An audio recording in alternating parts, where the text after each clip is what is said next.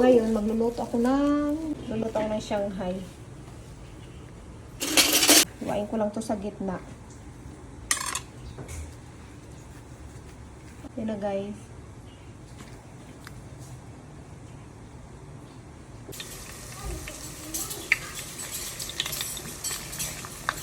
Dagdagan ko lang yung unang sinalang ko dito. Bango.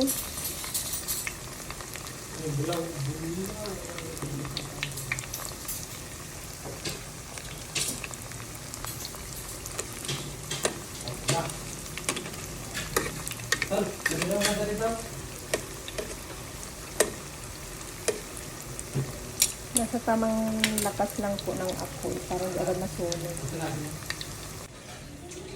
Ito guys, gumawa din ako ng sausawan. Suka, sugar, paminta, asin, bitchin.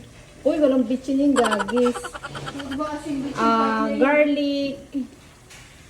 May dumi pa yung kuko ko. Luya at onion. So, dito ko nilagay para mix-mix na lang.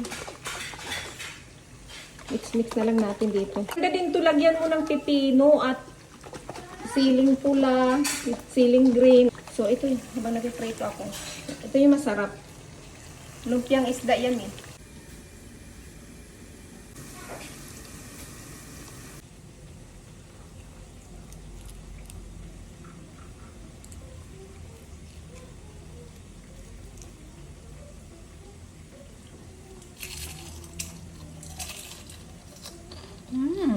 Oh.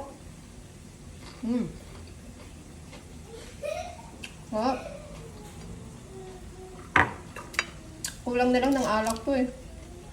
Alam tayo guys. So, harap nagdaw akong sasawan. Walang siling ngayon eh.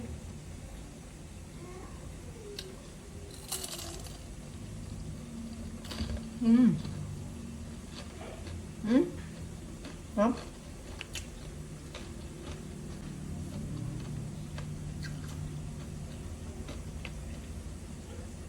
Hop. Kaya natin gawin to sa bahay. Laking tipid kung marunong ka lang gumawa. Sa labas sobrang mahal yan. May beef paris pa kami dito. Lalagyan ko ng suka. At garlic. At ano to, oil ata to. Ito yung pampalasa nila. Binili ko lang to sa labas eh. Kasi malamig ngayon. Kain po tayo guys. Ang sarap ng ginawa kong sausawan. Bagay na bagay sa isda.